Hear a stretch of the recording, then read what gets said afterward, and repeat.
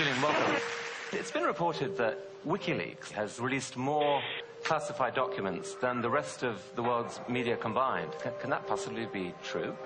Yeah, can it possibly be true? It's a worry, isn't it? That the rest of the world's media is doing such a bad job that a little group of activists is able to release more of that type of information than the rest of the world press combined. Picking up the wounded. Returning information engage. Light them all up. Come on, fire. Good evening. They're the secret files from the Iraq Die war. Internetplattform Wikileaks Det är webbplatsen Wikileaks som publicerat omkring 400 000 sidor hemligstämplade amerikanska dokument. WikiLeaks have made public the most extensive classified military and diplomatic material ever.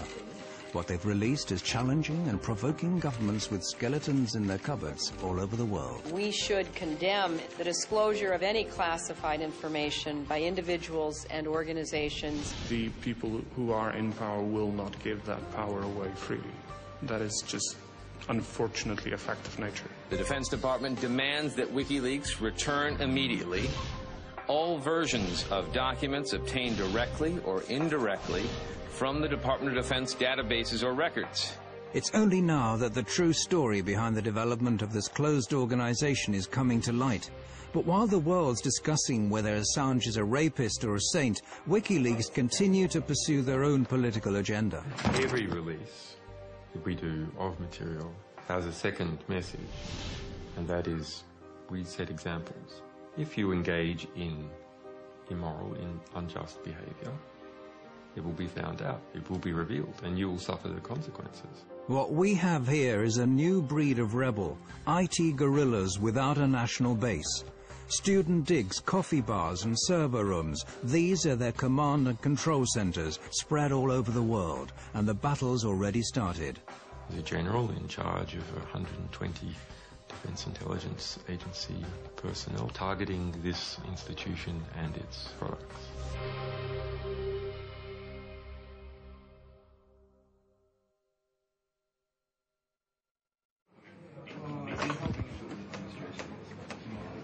WikiLeaks have become a global force to be reckoned with in record time. It may not be easy to grasp at first, but the release of classified information is just a small step in a long-term political and ideological battle. And that leaking classified information is a weapon and not a means unto itself. The public has a right to know materials, and the historical record has a right to have materials of diplomatic, political, ethical, historical significance. If something is interfering with that process, we will undo it. He's been called the Scarlet Pimpernel of the computer age. If one were to judge him on his looks alone, you could call him a chameleon, given the frequency of his change of hairstyles during the 6 months we've been following WikiLeaks. But if you look under the surface, you'll soon discover that Julian Assange has been revolting against the powers that be for a long time. As a teenager in Australia, he called himself Mendax and got a name for himself as a highly skilled hacker. By the age of 21, he found himself in court pleading guilty to some 20 different charges of hacking. Yeah, I mean, we had a back door in the US Military Security Coordination Center. This is the peak security for controlling the security of MILNET, the US military internet. We had total control over this for 2 years. The US space agency NASA is one of the victims of the Melbourne computer hacking syndicate. American investigators, including the FBI, contacted Australian authorities with their suspicions. The court was told the men even tampered with the police investigation into hacking at the ANU. The judge, seeing Assange as just an inquisitive young man, fined him a symbolic sum and released him. However, the trial added further fuel to Assange's feelings about the importance of unrestricted information.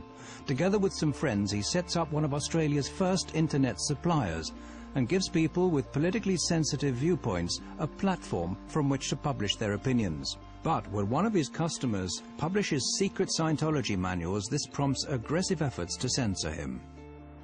Helen Coburn, one of the lawyers for Scientology in California, sent many letters trying to attack us, and they ended up hiring a private investigator to try and track me down, who did manage to get hold of my silent telephone line and call me up, and just as a sort of threatening maneuver. I ended up tracking down how they did that.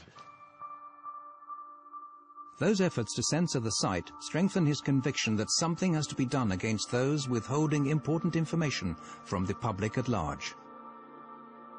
What the problem was, there needed to be more actions that created positive reform effect. More actions that were just and corrective to injustice. Assange sees disclosures as a preventative instrument. It warns those involved in morally questionable or criminal acts that they'll be found out and will have to face consequences. I understood the significance of disclosures for quite some time. I mean, I registered leaks.org in 1999.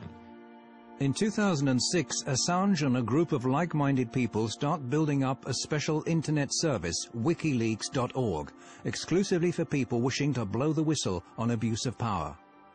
His fellow conspirators comprised of hackers and mathematicians.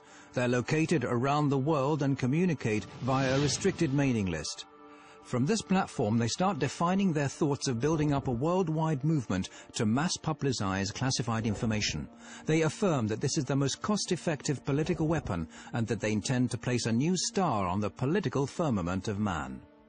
Any reform that is large-scale must be based upon information, because what else can spread other than viruses? Only information can spread and achieve large-scale reform. Inspired by Wikipedia, WikiLeaks distribute the leaked information to anonymous volunteers to check its authenticity and eliminate any traces of the sender's identity. It turns out that the majority of the general public has neither the time, interest or resources to analyze WikiLeaks material, but there are professionals to turn to. In 2006, we hoped that the general public would write analysis articles collaboratively. And not at all true. WikiLeaks come to the conclusion that media are the only channels that have the resources and motivation required to create a real impact. In 2007, WikiLeaks, in association with the British daily newspaper The Guardian, published evidence of former President Daniel Arap Moi having embezzled massive sums from Kenyan state funds. Shortly after that, they release a report about the Kenyan police's use of death patrols. This disclosure causes a great stir, but as an organization, WikiLeaks continue to remain unknown to the general public. However, the word spreads among activists far and wide on the net, eventually reaching the German Chaos Computer Club, the biggest and oldest club for hackers in the world. Well, I heard about it in late 2007 from a couple of friends. I started reading a bit more, but I started to understand the value of such a project to society. The politically engaged Chaos Computer Club has been fighting a long-term battle for free access to information. One of its members, Daniel Domscheit-Berry, is quick to recognize the common ground between his view of society and that of WikiLeaks. He quits his job as a computer consultant so as to devote all of his time to the new organization. The question is the attitude. What attitude do you have to society? Do you look at what there is and you accept that as God-given? Or do you see society as something where you identify a problem and then you find a creative solution for that problem? So it is a matter of, are you a spectator or are you actively participating in society? The Computer Club has put the skills of some of the sharpest hacking talents in the world at WikiLeaks' disposal. What's needed now is a physical haven. Hackers linked to the Swedish file-sharing site Pirate Bay have what they need: considerable technical skills in a place where freedom of speech is unusually free. A lot of the countries in today's world do not have really strong laws for the media anymore. But a few countries, like, for instance, Belgium, also the United States with the First Amendment, and especially, for example, Sweden, have very strong laws protecting the media and the work of investigative or general journalists. So from our perspective, this is something. If there are any Swedes here, you have to make sure that your country is really one of the strongholds of freedom of information. Sweden has an enviable, although far from perfect, record in protecting publications. It has a practical record within the past few years of protecting internet publications against censorship. And it's precisely Sweden's unique freedom of speech law that prompts WikiLeaks to locate their main site in this unpretentious basement in one of Stockholm's inner suburbs. Det började med en tunneltjänst, att de skulle tunnla trafik här igenom för att kunna kringgå vissa IP-bandningar och sånt som har skett i andra länder där som inte gillar WikiLeaks. Men senare så valde de att ställa även en maskin här där de publicerar materialet ifrån. PRQ offer their customers total secrecy. Their systems prevent anyone from eavesdropping either WikiLeaks chat pages or finding out who sent what to who. Vi erbjuder dels anonymitetstjänster, så kallade VPN-tunnlar, där en klient från utsidan ansluter till våra maskiner som sedan laddar ner den informationen de vill ha. Så om någon försöker spåra dem ifrån slutstationen, så att säga, där informationen kommer ifrån, så kommer de bara komma till våra maskiner. Och härifrån så lämnar inte vi ut några uppgifter om vem som hade det IP-numret vid det här tillfället. PRQ have a track record of being the hardest ISP you can find in the world. There's just no one else that bothers less about lawyers harassing them about content they are hosting. And it's just the attitude that, let's say, works very well with what WikiLeaks was set out to do. Här är vår serverhall. One reason why WikiLeaks need PRQ is that their operations are protected by Sweden's strict freedom of expression laws. Laws which PRQ exploit to the full. Vi accepterar allting som faller under, som är lagligt enligt svensk lag. Så accepterar vi precis allting. Oavsett hur omoraliskt eller förkastligt det kan vara i övrigt, så väljer vi att inte göra några moraliska bedömningar. Det är en informationsbomb som står och väntar istället för de konventionella vapnen. Och förhoppningsvis så kan den här informationen på något sätt stoppa några av de konventionella vapnen. Det är min förhoppning. And we aren't talking about any old information. It's from these servers at PRQ that WikiLeaks has, for example, made public a manual from the United States Guantanamo Bay Detention Center. A military manual leaked on the internet is revealing details of the way terrorist suspects are being treated at the U.S. naval base at Guantanamo Bay in Cuba. It tells of the use of solitary confinement and humiliation to break down the detainees mentally.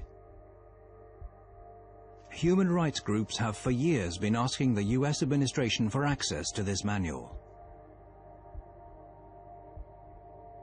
If you censor important material of this type, we're not just going to criticize you. We're going to take the material that you tried to censor and we're going to spray it all over the world. And we're going to stick it in our archives in a way that's never going to disappear.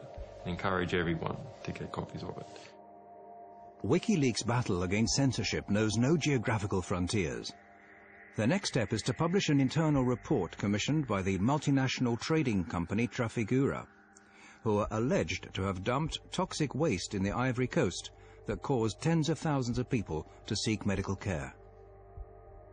The Guardian newspaper was going to produce a big story on this, and as a result, they were gagged. The company obtained a secret order in court to gag all the press in the UK from reporting anything related to the content of that report and the fact that they had been gagged. In the US, hackers discover that the Republican presidential candidate Sarah Palin is apparently bypassing US transparency laws by using a private email account to conduct government business. WikiLeaks publishes her messages.